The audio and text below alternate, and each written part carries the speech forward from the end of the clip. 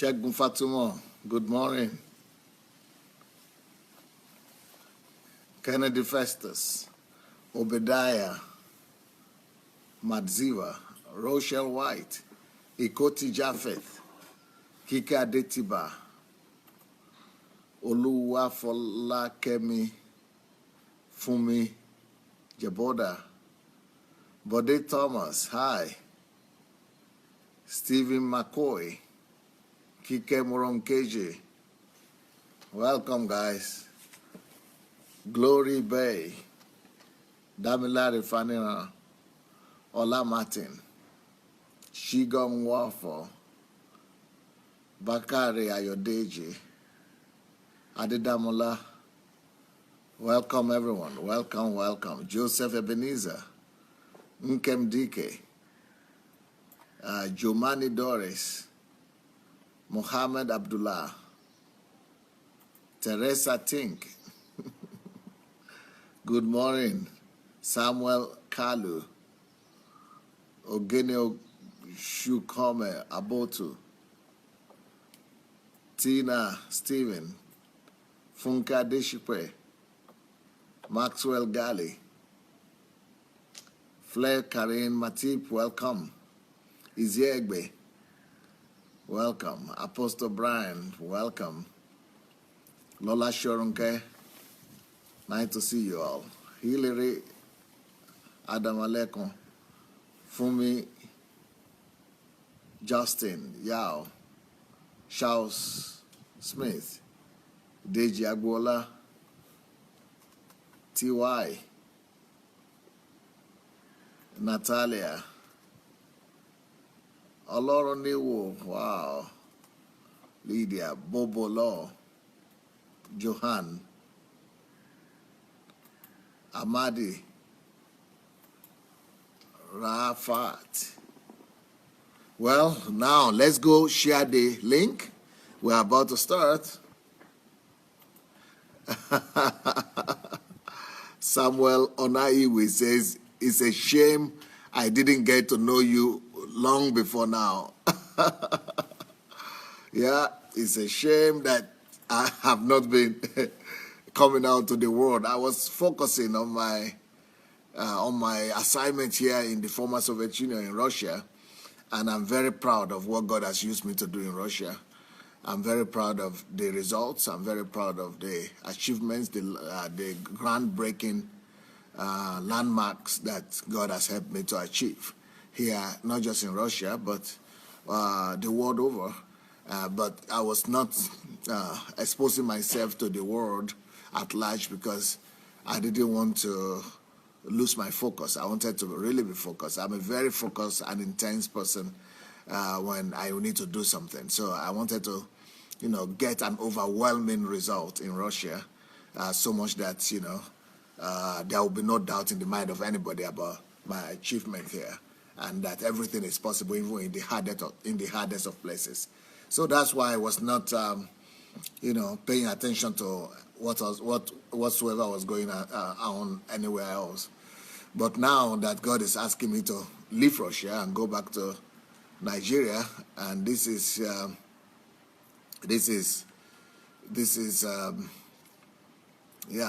a place where people speak English, and that is from where I'm going to even, when I speak English, more people understand me. So, yeah, so that makes me to be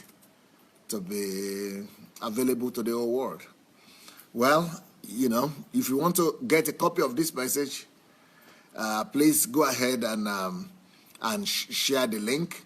You need to share this link. If you share the link, it will come to your page. If you just press the share button, you will get a copy.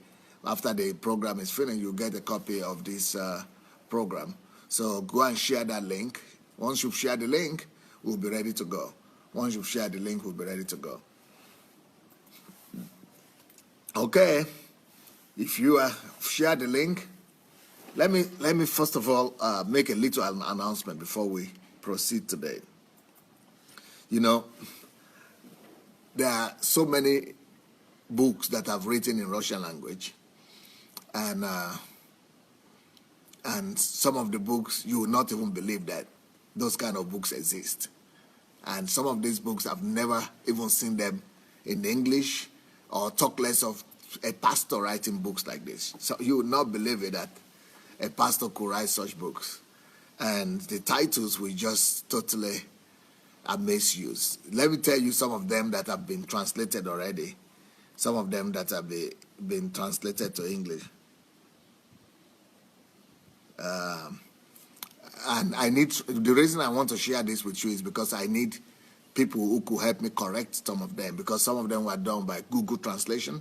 So I need some of you who might be willing to correct some of these books for me, to help me work and put them in proper English. So if you want to help us put some of these books in proper English, I will really appreciate it. Let me tell you some of the titles. Let me tell you some of the titles that we have here.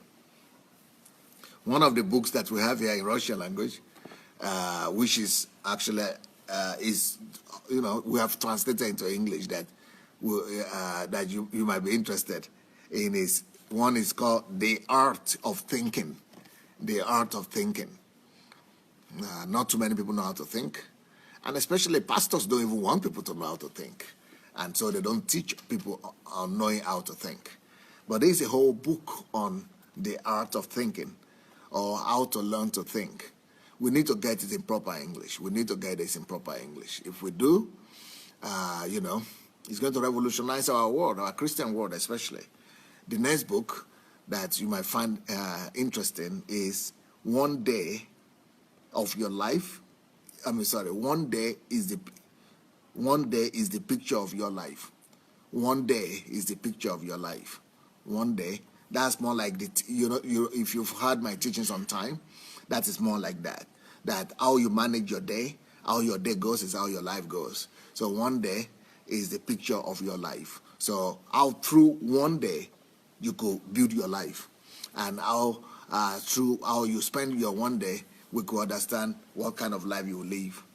Another book that we need to get into English, proper English, is How to Build Authority Among People. How to build authority among people. We, all of us, we cannot do much without people. We cannot do much without people. So you need authority with people to be able to really, bring about significance in the world. So if any one of you are there right now and you are interested in helping me to translate some of this to English and to put them in proper English, you might need to write me, and write me to pastor@godembassy.org. pastor@godembassy.org. pastor@godembassy.org. Write me right now. Another book that is here is Discover Your Genius. Discover Your Genius Through the Power of Concentration. How to discover your genius. Everybody is a genius, but you need to know how to discover that genius. So discover your genius through the power of concentration. The next book is The Trap Named Comfort. The Trap Named Comfort. By the way, Pastor Joseph Oyewole, you wanted to help write book. I think what we could help you do, you could help us do, is to correct some of the ones that have already been written, or to help rewrite in proper English. So I could send you, if you are willing to do the correction work, I could send you a book that was one of these books that is translated to loose English, so that you could help us put in proper English. So one of the books is Discover Your Genius Through the Power of Concentration. The other one is The Trap Named Comfort. Then another one still is Life's Most Valuable Currency. Life's Most Valuable Currency. And we have spoke a little bit about that as well when I spoke about time. And then the next book is How to Improve Your Efficiency. How to Improve Your Efficiency. That's another great one. How to Improve Your Efficiency. Another one that is here is Unsurpassed Power of Self-Preparation. That one, we still don't have anybody working on it. Unsurpassed Power of Self-Preparation. Unsurpassed Power of Self-Preparation. So, write me, drop me a note, and I will send you the book right today. I will send you the book right today. Another one, another one of the books here is from gardener to president. We spoke about that already. From gardener to president. Elizabeth asking, Pastor, do we need any skill? The skill you need is to be able to put words in proper English, to be able to put you get the concept, but to be able to help us put it in proper English, so that English speakers will be able to understand. That is what we need. Then the other one is why we don't always win in life. Why we don't always win. That is another book we have here. Why we don't always win. So if you want to help translate or interpret any of the, not translate, actually correct or edit some of this, just write me, pastor@godembassy.org. Why we don't always win is another one. Then another one here is how to turn negative energy into positive energy. Can you believe that? How to turn negative energy into positive energy. How to turn negative energy into positive energy.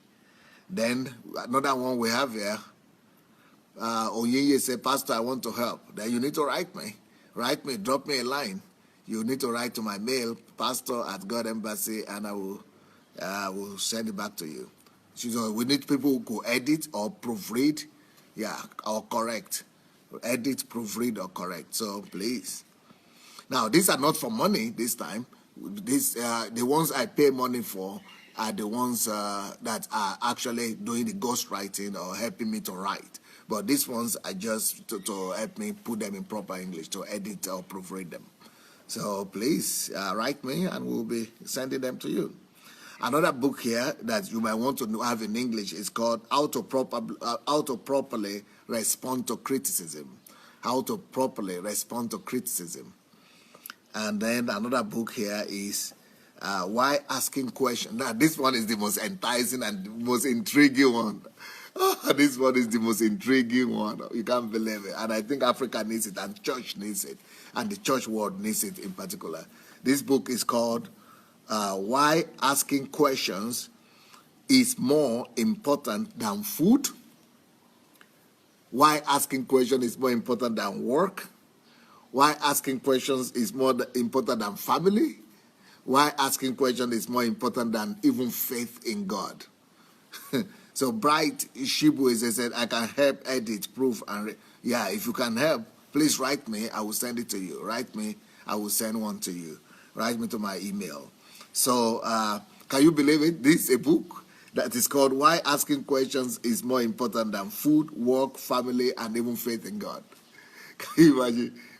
Asking questions is more important than food, more important than work, more important than family, and more important than even faith in God. That's going to be a scandalous book. That is going to be a scandalous book. So if any one of you want to read any of these my books in English, you will need to write me, and we need people to just help me put them in proper English so that it's not Google English. You know what Google English is? So you need to help us catch the concept and put them in proper English. That's what we need. Anyway, but that's not my message today. So if you are interested in that, please just drop me a line. Just drop me a line. I will send you the book. I'll send you the books. Okay, here we go. I hope you have shared the link already to this message. If you have shared the link, if you have pressed your share button, then today's message is very intriguing topic indeed. And the topic of today is build your own prison. Build your own prison. Can you believe it? What was the topic? Build your own prison. Build your own prison. Where do I start? Where do I start? Build your own prison. Are you scared? Are you scared of that topic? Are you really scared?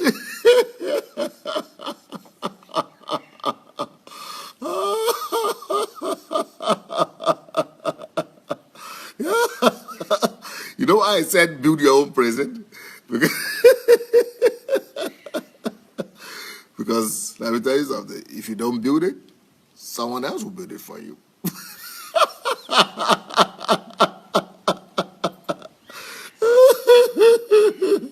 If you don't build your own prison, someone else is going to build it for you. I'm afraid if you don't build your own prison, someone else is going to get it built for you.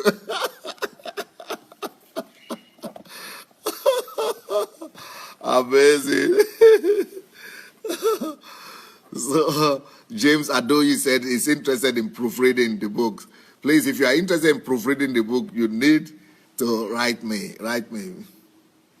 You need to write me. Write me to pastor@godembassy.org. Pat says, I'm a little bit scared of that topic. Yeah, that is interesting. Build your own prison. Flair Karim Matip says, I am already in prison, but my own prison, the prison that I built for myself. And Daniela says, I have my own prison, Pastor, safely around me. It means you people are not scared. You people are not scared. You are not so scared of this topic, huh? Okay. The thing is that everybody, almost everybody around you is trying to put you in one prison or the other. You like it or not, someone is trying to put you in some prison or the other. Almost everybody around you is trying to do that. And they put you in prison by, first of all, I think the most popular prison right now is social network. The social network friends and owners, they put you in prison. And by the time you know it, you are sitting on social media 8 hours a day, or 4 hours a day, 5 hours a day. Those 4 hours a day you could be using to build your own destiny and to add value to yourself, or to add value to your product, or to add value to other people. But instead of you adding value to other people, you are put in prison. You are put in prison of social media. But that's not the only that's not the only prison people put you in without your consent, and you don't even know. Some people will put you in the prison of, I'm sorry to say, but church. Church could become a prison. Church is like a modern, sophisticated prison yard for people. So they get you attracted into the church, and then they don't allow you to go away. You came there free of charge. You came there willingly. You came there voluntarily, but then you cannot leave voluntarily. If you try to leave voluntarily, they begin to call you all kinds of names. They begin to tell you that you are a rebel, or they tell you that you are disloyal, or that you are not faithful, and they kind of begin to scare you from every direction. I mean, you came there freely. You came there on your own. But now you cannot live on your own. You cannot even leave anytime you want. You cannot even decide that you don't want to go to church today, or you will not go to church this whole week or this whole month anymore. If you do that, everybody will begin to call you from left and right and put pressure on you. And, as you are ready to chase you out of town, as if you are the greatest sinner in town and you are the greatest sinner in the world. Emotional blackmail and all kind of, manipulations begin to come in place. Why? Because they have already built a prison for you. Only you are the last one to be aware of it. Why? Because you did not build your own prison. If you have built your own prison, you determine your boundaries. You determine your boundaries, and you determine your limitations, and you determine when to go to that church, when not to go. You determine how many hours to spend there and how many hours not to spend there. You are in charge. The advantage of building your own prison is that you will be in charge. But if you don't build your own prison, somebody else will build that prison for you. And when they build the prison for you, they are in charge. It's not you who are in charge. When the religious people build prison for you, you know what? They are in charge. They begin to, monitor you, begin to control you, begin to tell you what to do, what not to do, when you're supposed to appear in church, when you're not supposed to appear in church, and when you can do this, when you cannot do that. I recently heard a story that a pastor was calling one of his members, and he says, and this member is a medical doctor. Yeah, and this member is a medical doctor. So the person, I mean, if you're a medical doctor, you're at work. So this guy was at work. He was at work. And you know the pastors in Africa, the way they behave. I need you to appear right now. In the next 10 minutes, I want you to appear right now in my office. Report to my office. Report. Can you imagine a report to my office as if they are military generals or there are some people as if they are paying his salary? But rather, he's the one paying the salary of the pastor. You know, if you are a church member, you are the one paying the salary of your pastor. It's not your pastor paying your salary. You are the one paying his salary. So because you are the one paying the salary of the pastor shouldn't be telling you report. Because you honor him, you respect him, that's good, but it's not like saying commanding, report. And why can a pastor begin to talk like that, report in my office right now in the next 10 minutes? Because he's in charge. He has built you a prison. You are a prisoner. He's a warden. He's a warden. He's now a warden. He's now, he's a guard. He's a prison guard. And you are the prisoner. I'm sorry to say. He's the prison guard, but you are the prisoner. He's the warden, and you are the prisoner. And that's why I say report. So this man, this medical doctor said, Pastor, you know what, I would have liked to come. I would have liked to come, sir, but I'm working right now. I'm in the office right now. I'm the doctor in charge. I'm the doctor, on duty. And he said, I'm...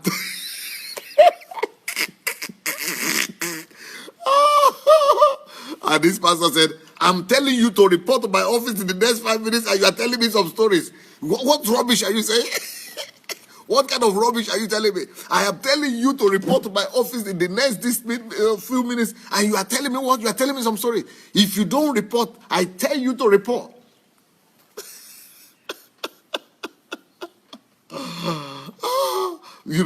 The man was attending to patients in the hospital, and he had to leave everybody and go to report to the pastor. Another situation, when I was very surprised and I was saying, what is that? That's crazy. Somebody else told me, a surgeon, a doctor who's a surgeon doing surgery, operating on a human being. The doctor is calling him, get him right now. Let him come right now. I need him here. I need him here right now. And when the guy said, no, if I leave this person on the operation table, I will go to prison. So the guy didn't report. And then they turned him into a persona non grata in the church. It was declared rebellious and disloyal. Because they have built a prison for you and you didn't know it.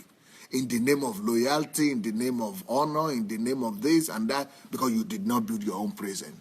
You are not in charge. Someone else is in charge. Those are just two prisons that people build around you. But what about the prison that your family members built for you? Everybody, especially women, everybody has access to your life but you. Everybody control your life but you. So your husband say you must do this, you must do this, you must do that. Your relatives say you must do this, you must do that, you must do that. Another, the family of your husband said you must do that, you must do that, you must do. Everybody know what you must do. Everybody know where you must go. Everybody know what you must, attend to. But you are the only one who is not in charge of that whole life. Everybody is controlling your life. Everybody is sending you there, sending you there, sending you there. Everybody is putting programs before you, and you are the only one who cannot put program before yourself. You are the only one who cannot really determine what you want to do with your life. Women, especially women who are married, you know what I'm talking about. Most of you are not in charge. Most of you are not in charge. You are in prison long time ago. And marriage is not supposed to be prison. I mean, you didn't sign a prison contract when you are going to marriage, did you? Huh? Did you? Huh? Maybe I missed something. Maybe there's something I don't know. Maybe something I'm not aware of. Did you sign a marriage contract? I mean, a prison contract? Your marriage contract, was this a prison contract? If it's something that you are doing out of your free will, if it's something that you agree to do and because you feel, you feel like you have to do it because it is something that you are doing out of honor and that you can do, that is good for you, But I'm talking about a situation whereby you are not in control of your life anymore, whereby it's other people, there are other people who are now controlling your life, who are now, actually you are in bondage to them. You are in bondage to their wishes, and you are in bondage to their desires. You are in bondage to their desires and to their wishes, and you cannot even decide what you want to do. You cannot decide what you want to do. So if you don't build your own prison, that's what I'm about to say. If you don't build your own prison, somebody else will build it for you. If you don't build your own prison, someone else will build it for you. If you don't build your own prison. So what does it mean to build your own prison? To build yourself your own prison is to be able to say, no, thus far and no more. Thus far and no more. This is my own life here. This is what I can afford to give to the family time, and this is what I can afford to give to my children. This is what I can afford to give to my work, and the rest, I am building my destiny, I am building my life, and I'm doing what I need to do, and I'm doing what I need to do. And of course, I don't even want to talk about the praising of your job. Someone here just came out of that prison.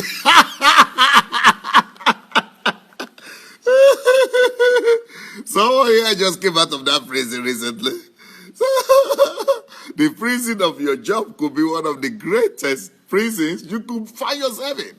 I mean, can you imagine that people are going to work every day, Monday to Friday, and they are like giving their lives there in exchange just because of some salary, just because of some change, just because of some penny changes, petty changes.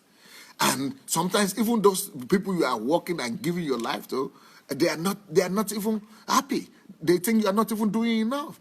And you are selling yourself out. You are giving your life, and you are, wasting your life at that job for some little money that is not even making a difference in your life. But still, you cannot afford to be free. You are still a prisoner in that job.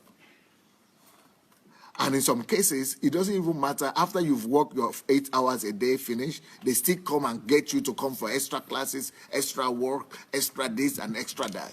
And then some of your bosses can call you up at any time, midnight, midday, and just call you to come to work. And it doesn't really matter what. It doesn't matter what you are doing or what your excuse is, because you are afraid of losing your job. You just have to do what the people are telling you to do. So you don't really belong to yourself. You have become a prisoner at the mercy of other people, a prisoner at the mercy of other people. So, and the reason why people always become a prisoner is, number one, because you don't have your own goals. Or maybe you think you have your own goals, but you don't respect your own goals. You respect, somebody say, oh, just because I respect my boss, or just because I respect my husband, or because I respect my this and that. I'm just doing that of respect. Okay, that's not bad. But you tell me, when will you begin to respect yourself? When will you begin to respect yourself? When will you begin to respect your own time? When will you begin to respect your time? When? You tell me. When? When will you begin to respect your own time? When will you begin to respect your own priorities? When will you begin to respect your own goals? When will you begin to respect your own life mission? When will you begin to respect your own life mission? When will you begin to respect your own life mission?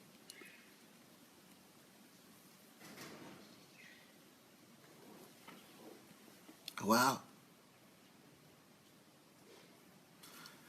you must first of all respect your, the mission, your calling, your life goals above every other thing before you begin to give respect and honor to other people. I'm sorry, that's just the reality. You must first of all begin to respect your life goals, your life purposes, your life mission before you begin to give that same honor to other people. If you don't respect yourself, if you don't respect your life mission, if you don't respect your life goals, you cannot truly respect any other person. Let me tell you another thing about your life goals. And if you respect that life goal, you will build prison around it. You build a wall around it and put yourself inside.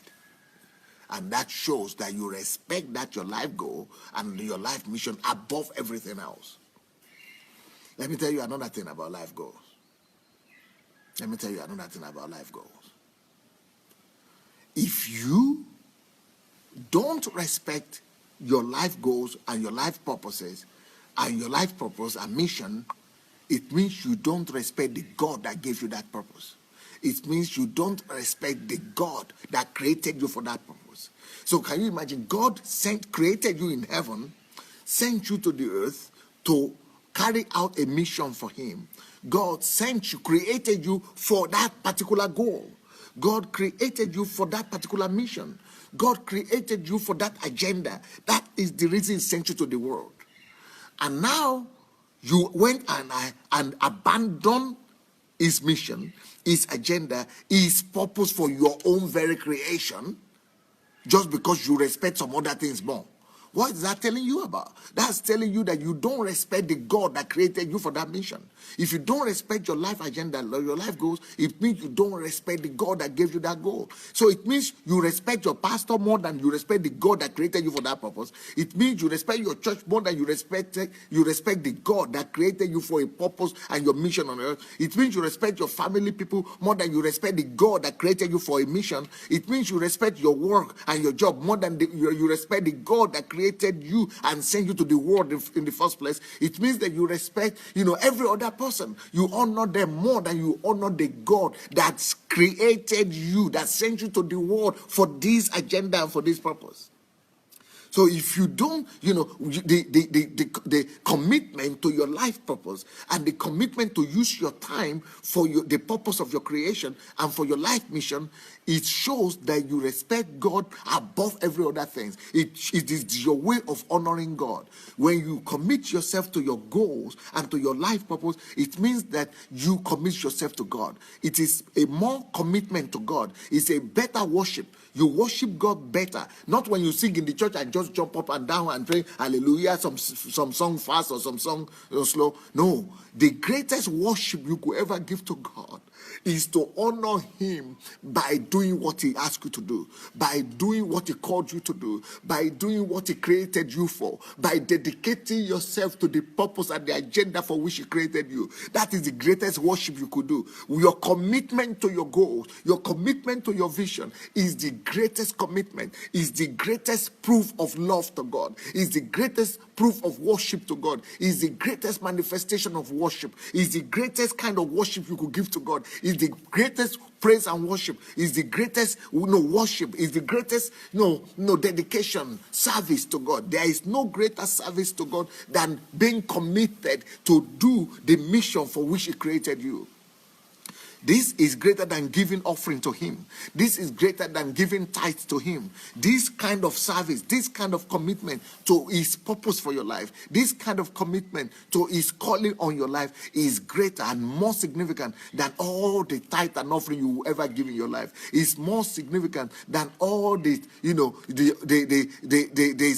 ministry in the church and commitment to church, commitment to some people's agenda than you will ever do.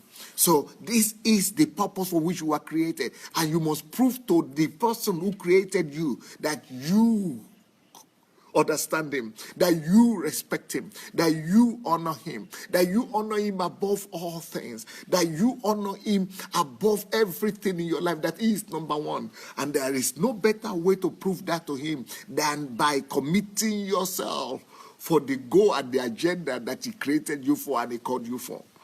But when you now begin to commit yourself more to pastor and to a church, and that means that you are telling God that you are a respecter of man. You respect man than you respect the God, because the God you don't see. Because you don't see God, so you can just close your eyes on him and just say, at least God is not here. But you are more afraid of the person you are seeing, because you want them to like you, you want them to respect you, you want them to to treat you well. So you are you are doing eye service. You are doing eye service at the end of the day. So you are a respecter of man, but you are not a respecter of God. But you know what? It doesn't matter who you respect or who respects you if God does not respect you.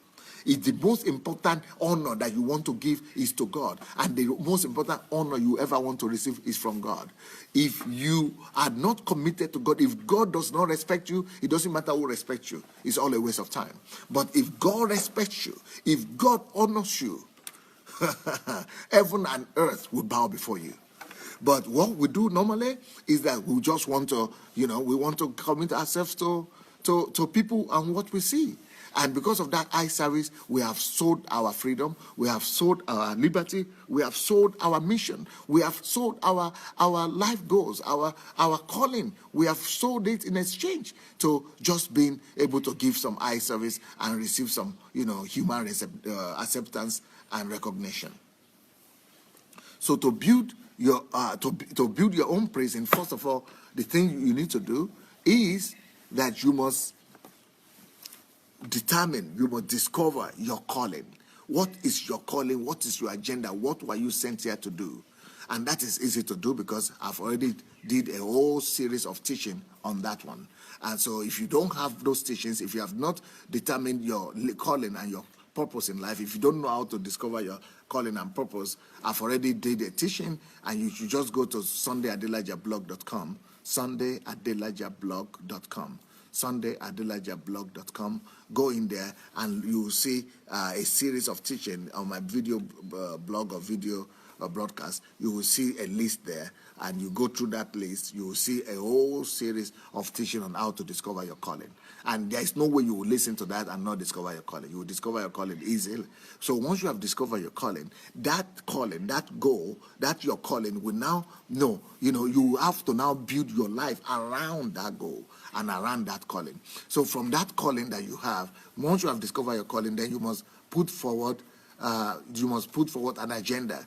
You must break that your calling into some steps, into some some stages of accomplishment.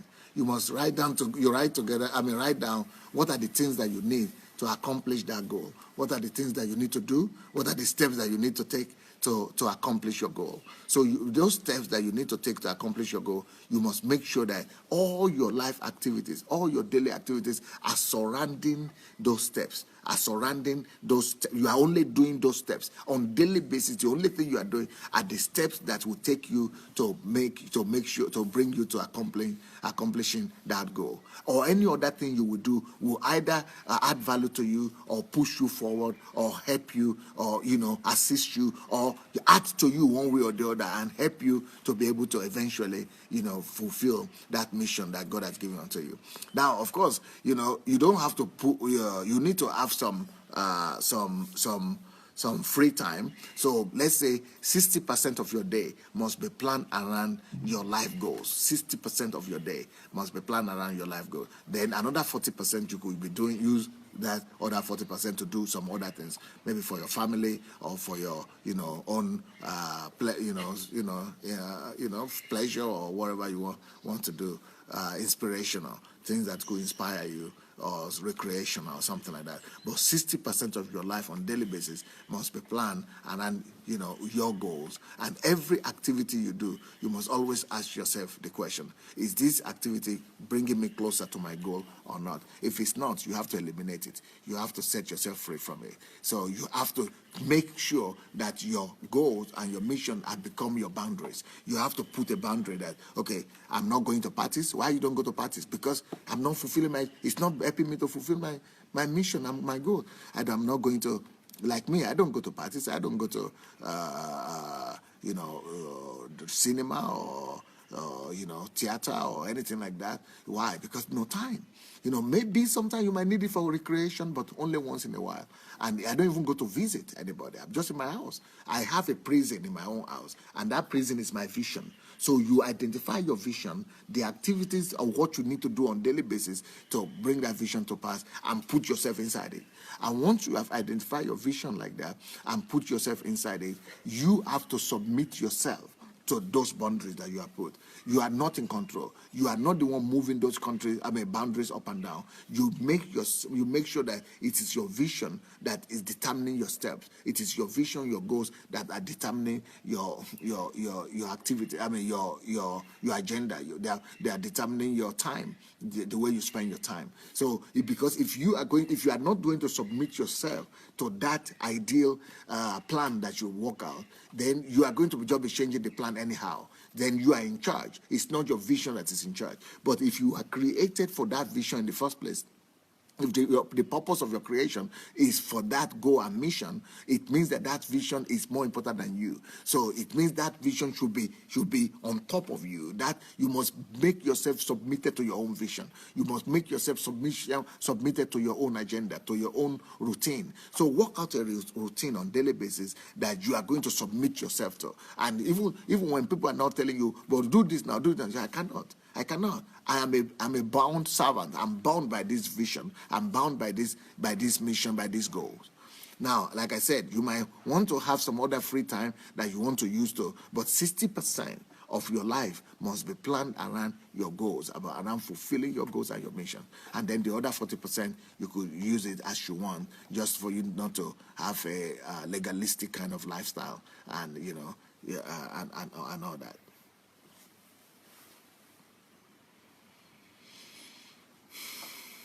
So, in this sense, the word routine is a very important word if you really want to abide by your mission and your life goals. Now, the word routine is something that that you have to do. What that means is that you must get together some steps that must be done or on daily basis. They have to be repetitive steps that you have to do on daily basis. Like, for example, in my own case, I know that my goal is to raise up leaders and to raise up people who know God. So I have 2 times a day, I'm coming to you, 1 hour in the morning, 1 hour in the evening. That's a routine. So it doesn't matter if I'm sick or I'm tired or I'm strong, or it doesn't matter. It doesn't matter who calls me. Even if people are calling me from all over the world and friends, and I say I cannot. I have my life program. I have my life program at 1, so everybody have to wait. I have my life program at this time. I cannot. So I've made myself, even though I would have liked to, go and do something else, but I've made myself a slave to my own agenda because I've announced it everywhere. I said, everybody is waiting. Everybody is waiting for me. Everybody is waiting for me. So I have to go. So nothing supersedes that priority. So that's the way you build a routine. You make yourself a slave of your routine. You know that if I do this continuously and consistently, it will bring me to this goal. A routine must always bring you to a certain goal for sure. So a routine is what makes your life predictable. You know that if I will do this every day, let's say, for example, you want to touch 1,000 people at the end of the year. You want to be able to touch 1,000 people. For you to touch 1,000 people at the end of the year, in 1 year, you need to touch 4 people a day. Let's say 4 people a day. 4 people, so that means that should be your routine. So your routine is, I am going to this particular place, this particular place to touch 3-4 people a day. And so that is a routine. So I don't go to sleep until I touch 3 people a day or 4 people a day. I cannot do any other thing. That's my priority. It's because it's my routine. So I must go, anything I do, that routine must be observed. 4 people a day must be touched.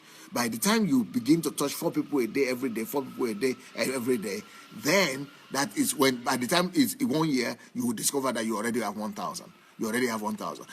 But the 1,000 is easy because you've broken it down to a daily routine. So because you are just going through your routine, it just becomes elementary for you and it's become automatic for you. So you will be fulfilling your vision automatically. That is the same thing you're supposed to do with your vision. Whatever vision you have, you are supposed to break it down to a daily activity or daily routine that you know that if I do this every day, by the time it's at the end of the, like I said, 4 people touch 4 people a day, it automatically just just accumulates. And by the time it's 1 year, I will look back, I already have 1,000. You will not even believe, how did it happen? Because you broke it down into measurable and into achievable goals on daily basis. And so routine brings you to automatic, predictable result.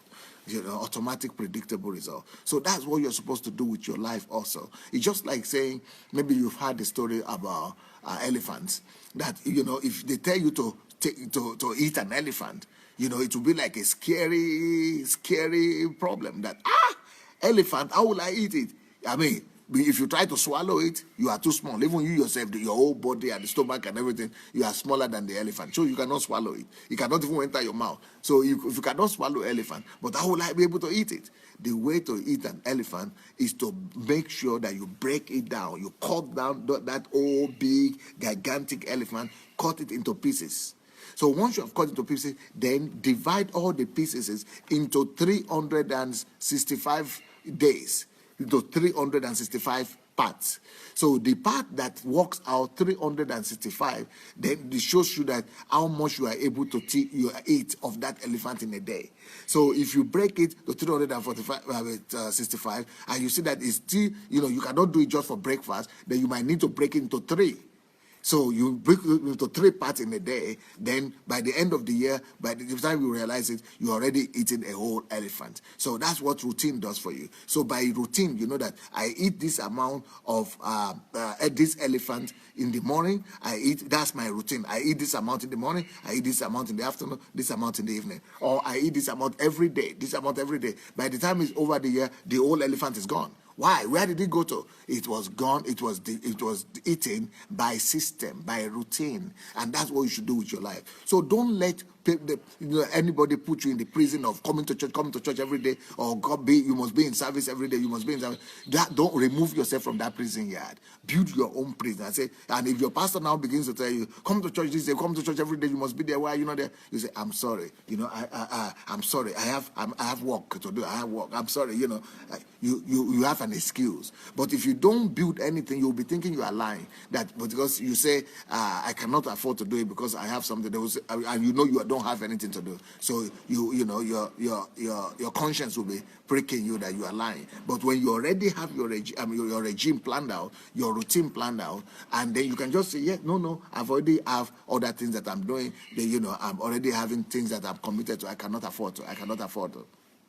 So it's easier for you to say no to people if you have a regime and a routine that you keep to and that you are committed to following on daily basis. So in my own particular life, for example, the thing I'm doing 1 hour or 2 hours a day with you people is nothing. It's part of my regime. It's part of my routine. Another one of my routine is that I must read 3 hours a day. I must study 3 hours a day. So that's another one of my routine. Another one of my routine is that I must teach or touch somebody, because I'm developing people all the time. So that's another. So it's all around your vision. Once you get that vision out and you have all that planned out, the next thing you need is focus. You must make sure that you focus and abide by those regimes and by those goals that you have put. So you must follow and focus on doing what you put the target before you, that is 4 people a day to get 1,000 at the end of the year. 4 people a day, so you are focused. No matter what, you are just walking as if you have been hypnotized. You are just doing 4 every day, 4 people every day, 4 people every day, 4 people every day, as if nothing exists anymore for you. You are just doing what you need to do. 4 people every day, 4 people every day, 4 people every day, 4 people every day. It's like you are a zombie. You are hypnotized. You must just learn to do things in focus like that. Put it in focus and just be focused on doing the same thing. And that is what, by the end of the year, you will discover that, oh my God, how did I get this result? I didn't know that I could have this result. It is because systems and the ability to be focused and to put yourself in your own prison, they bring you greater results than you could ever imagine.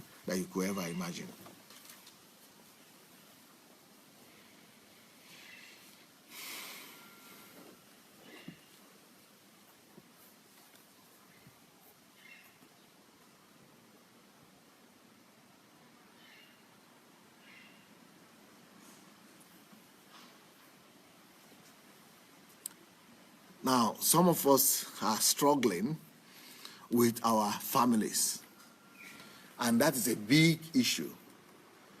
You must be able to know that even though family is a priority and family is important, but you must make sure that your family doesn't steal away your goal. You must make sure that your family does not steal away your vision. If you lose your vision, you lose yourself. So you must be able to balance between yourself and your family and your vision. So put your family in a good priority, but also don't throw away the window your vision. So you must be able to balance between your family priorities and your life goals and vision. And agree. Sit down together with your family and talk it over. Talk it over with them and let them know. But it's even better for you, especially if you are, married. It's better for you to just tell your spouse that, okay, it's good for you when your spouse also has his or her own vision as well. So when the two of you are people of vision, it's much more easier because she's pursuing her own vision, you are pursuing your own vision, and then you have time to come together to live together as partners and to encourage each other and to be a blessing to each other and to be an inspiration to each other. But if only one partner has a vision and life goal, and the other one is just like a companion, then things are difficult because the companion would never understand because she doesn't have her own vision or goal. So she'll be drawing you back, and she will always be complaining that you don't have time for me, or you don't love me, you are not spending time with me, or you are not doing this, you are not doing that. But if she also has her own goal, and she also has her own vision, both of you are busy and you are going parallel through life. You are going together but parallel. So nobody's vision is eradicated. Nobody's passion or life goals is totally removed. You are actually going together, both of you accomplishing your goals as friends, as lovers, as as colleagues. So you are actually being an encouragement to each other. So that is not an excuse that because you have family, then you have to throw away your goals. No, build your family around the realization that you have a goal and that you are here, sent here by God to fulfill a goal for God. You are created even for that goal before you met that family, before you met that wife or husband, before you formed that family. God already given you a goal and a calling. Before you are even born, God has already created you for a goal and a calling. So there is no way you can now just say, okay, I throw away the vision and the priorities, the goals of my life because because I have family. That would be betraying God. That would be betraying the God that created you for that goal. That would be letting down the God that died for you and made call you to now live for Him. So that is one challenge that we could have, because some people preach that family is number one. So they put family on such a pedestal. I too preach that family is number one, but you don't put family above your life purpose.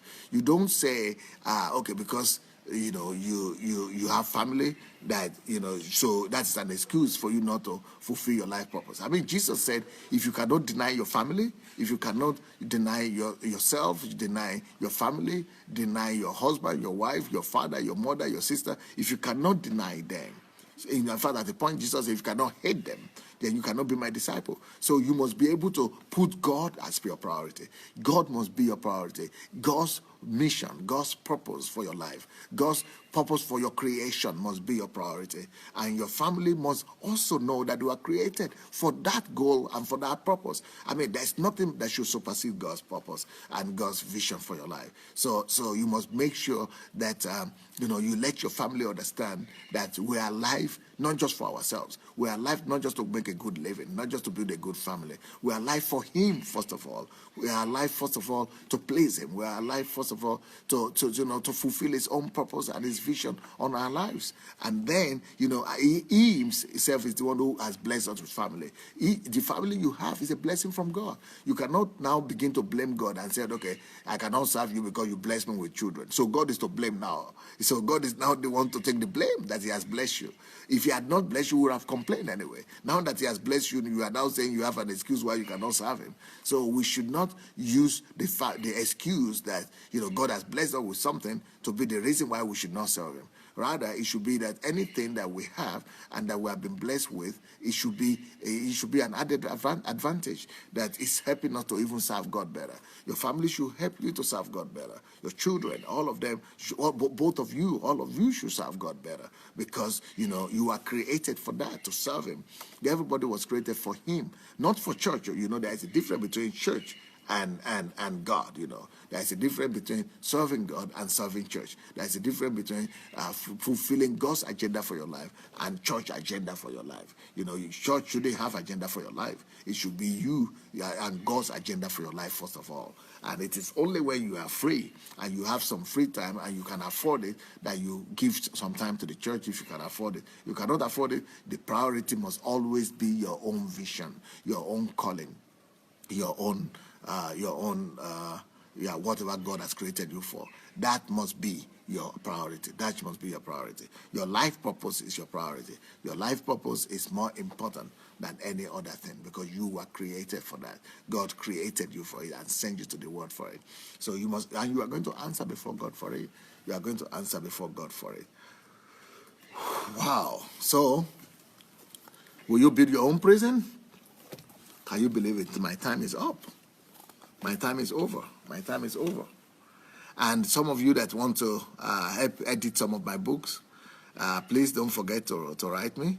And if you have not yet shared the link to this message, share it, because I think you must have a copy of this message. I think everybody must have a copy of this message.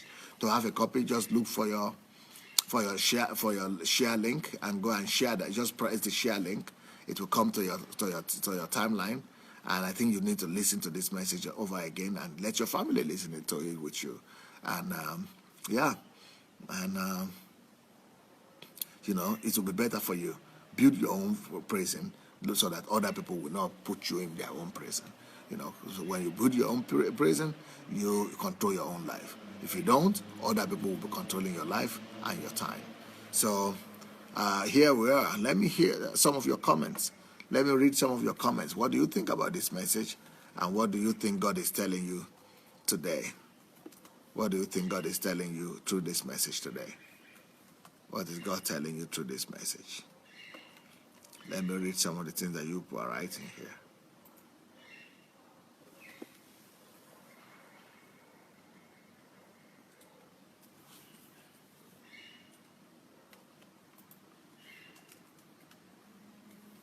Clement is repeating my word that the greatest worship to God is our honoring of fulfilling our calling. Yeah.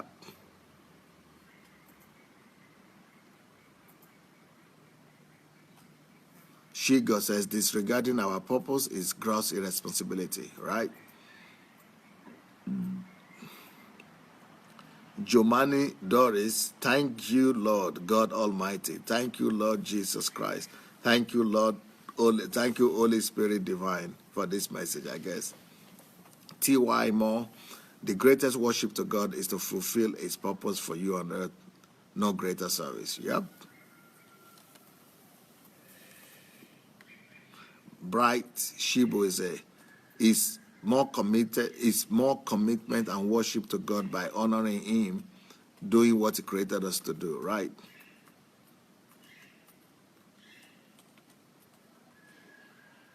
Daniela is saying, sun is on your shoulders, Pastor. Yeah, it's coming. The sun is coming. She says, God is proud of you today, Pastor. You are helping to free people from their own suffocation, right? Thank God, thank God. I'm helping to free people every day, twice a day here. She goes, say, Pastor Sunday, just because you committed, God is able to impart all of us on this platform and way beyond. Open our eyes, Lord.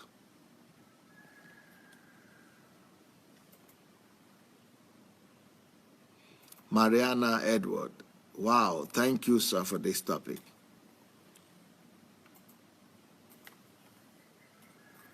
Joseph Oyewole said, when you refuse to respect your purpose or your life goals, then you disrespect God, who gave the life purpose.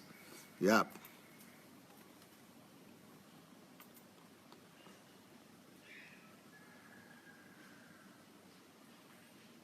Emma Shook says, yes, oh, sir, I hear you, sir. Speak to me.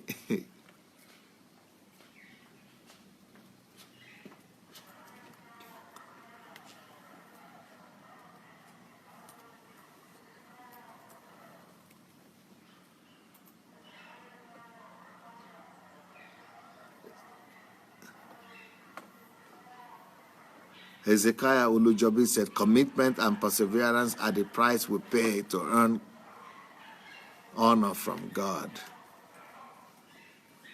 TY says, true to self, true to God's purpose above all else. To do this, you must discover your calling assignment in life. Gresa says, thank you very much, Pastor. Bright says, to build your own prison is to discover your calling and purpose in life. Elizabeth says, some pastors make us believe that being in church, practicing all religious activities is the greatest act of worship to God. Nope, no. Samuel says, this empowerment I've received here is enough for today. Church is done.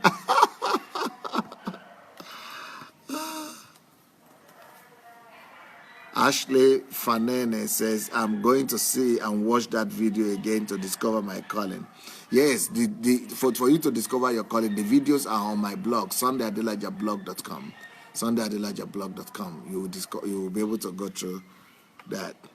Clement says, this is the word of deliverance that we must hear in churches rather than the selfish money preaching we hear today. Shiga says, Pastor, we ask in advance that you should please not check time today. It's Sunday and this is church. Let's enjoy liberty of 2 hours. TY said, write the vision and put a timeline to it and faces to it, right?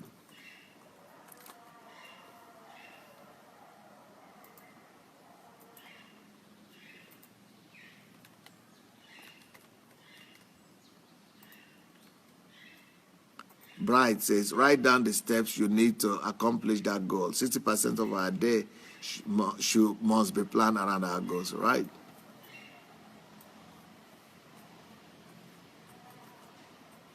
TY says, also have a balanced life, family time, leisure time, assignment.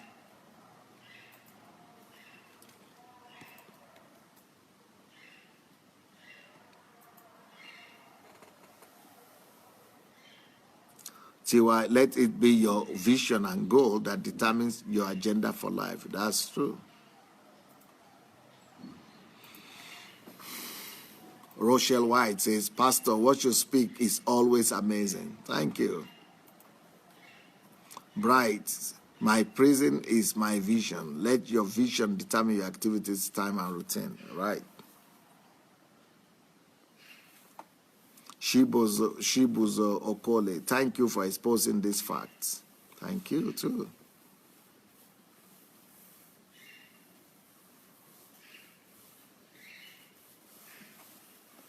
Nkem DK, yep. If you don't have your own plan, someone else will include you in theirs, right? Daniela Brooks, thank you, Pastor, for the time and teaching you give us. No problem. Ireti says, awesome. I need to build myself that prison now.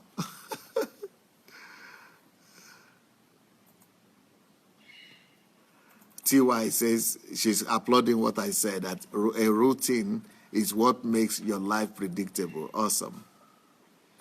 Rochelle Y says, it is magnificent. Adesua says, amazing message, sir. Marie says, preach, my brother.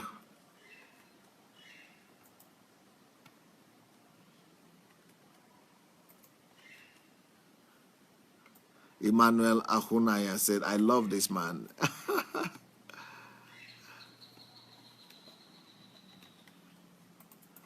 T says, I need to have a routine in place and announce it to my world. That is so true. TY says, my daughter is so like this. It's so like this. Detailed, deliberate, even breaks down daily journeys. That's good.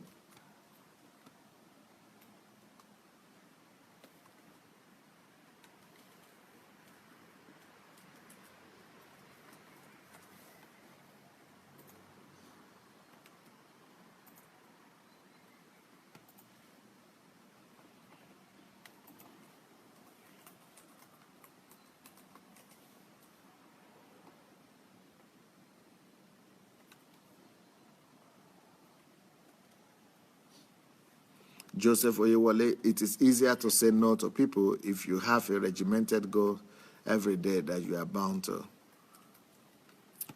Shiga, without your vision, you are lost. If you lose your vision, you lose yourself. Adesuwa.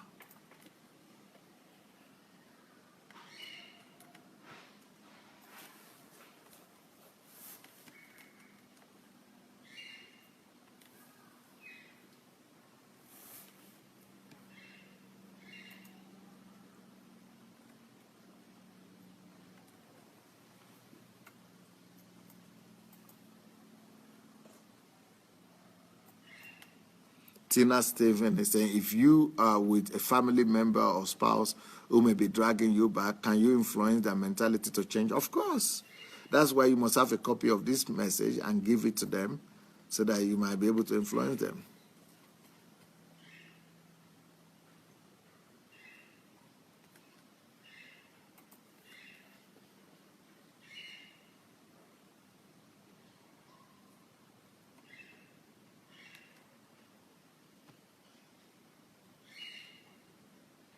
Joseph Oyewale said, build your family around the realization that you have a goal.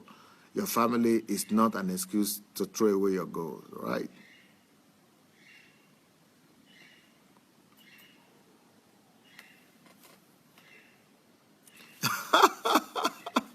Josephine Onabo said, Pastor, you are starting a revolution, though. Of course, this is a revolution. I started already. Adetoye Adewale said, let us remember the people that lost their lives today, in September 11, 2001. Okay, through the terror attack. Right. Anastasia McDonald say, wow, what a deliverance, what a freedom we got from this message. Daniela say, loves you, Lord, Pastor. Thank you.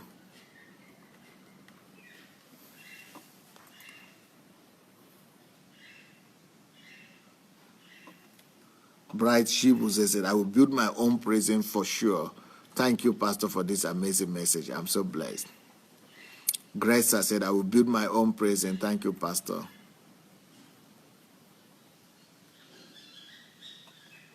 Daniela said that is for us to be free as bird, not bound by chains. Gertrude Esa said, I have started building my own prison now. Boniface Hart says, I'm building my own prison, sir. No prison break in or out of prison, out of my prison. TY, thank you, Dr. Sunday. Once again, you raised the bar, or I'm changing. Oh, I'm changing.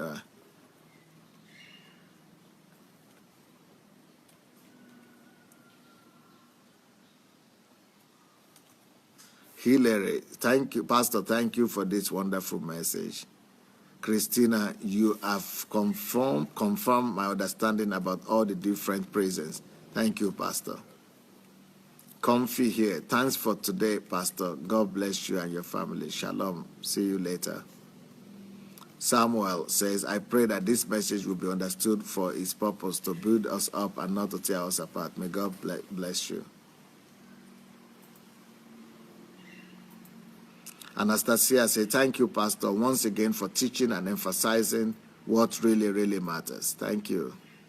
Ojolakwe, thank you, Pastor. This is confirmation if what God has been telling me is what God has been telling me. Time to lock the prison door. God bless you, sir, for this. Neki Okoro, I have lived in prison of church and other activities built for me. This message has delivered me today. I am building my own present. Boniface Art, not fulfilling your purpose is a waste of God's investment on you. Jomani Doris, I am motivated to go on with one great but tasking vision God gave me to Nigerian pastors like never before. Ushe Gloria, power to say no than being in prison, pleasing others and displeasing myself is a form of prison too. Mary Oben, yes, God's calling for my life comes first. Julia Fortune, I am on fire to solidify and fortify the prison that I am currently building, making sure I allow no distractions. Very deep teaching. Ushe Shuku Amade, at the end of the day, we all will give account for our lives, not family or church. Nosa Favor, God bless you, sir, for the profound word. No wonder Queen Esther needed permission to see her husband because the king was in his own prison.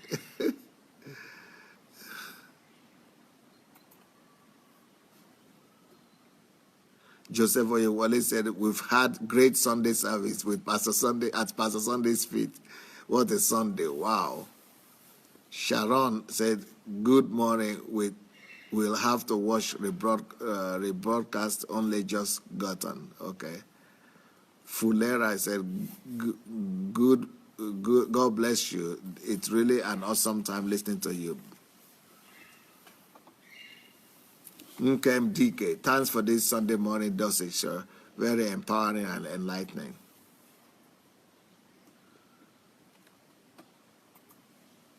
Bakari Ayodeji, this is a big insight, sir. Thank you so much.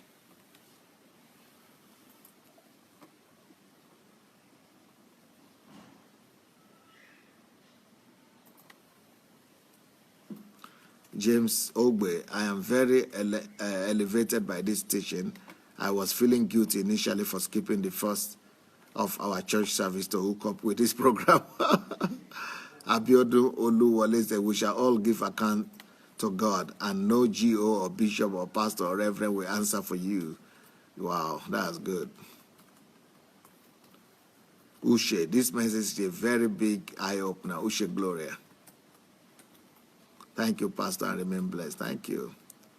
Jomani Doris, I am just being blessed from all God has given to you, sir, that you are giving back to us freely and selflessly. Akwu Dominic, Pastor, I love your message. Thank you. Justine Mayo, another day of deliverance, sir. I had my own prison long time ago, and then Majesty Religion came and told me I was a rebel. Rochelle White, create boundaries around my calling and purpose, be routine and single-minded. This will bring about the purpose of God. Yep. The Bafu says 60% on assignment, purpose, work, and 40% on other things is very interesting. Balancing family life as also. Sure, I have already locked my prison doors.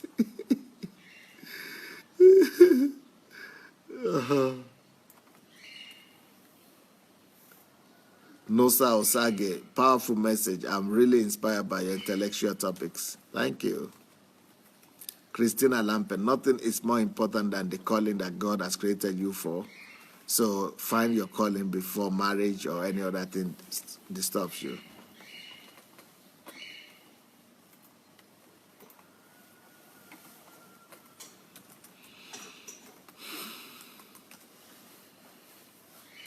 Hadebayo, I must plan my daily activities to revolve around my vision and life goal and get addicted to it until it is fulfilled and accomplished. Yep. Obi Ojimadu, thank you, Pastor. This is not a playground, it's a battleground. You either build a spiritual defense wall around yourself or you'll be a victim, right? Kennedy Festus, today's message was superb. God bless you, Pastor. Bemi says, Pastor Sunday, I still don't receive live notifications anymore, and I've done everything that you told us to do. What you need to do after the program finishes now, when it finishes now, just make sure that you there is something at the end that we call subscription. Subscribe to this program. So press that subscription and make sure that you go back to my Facebook again and you like it. Make sure it's like and press the subscription again. Subscribe for notification. It's written subscribe for notification. KO Music. The path towards our goals may not always run smoothly or be easy, but having goals, whether big or small, is part of what makes life worth it. Yep.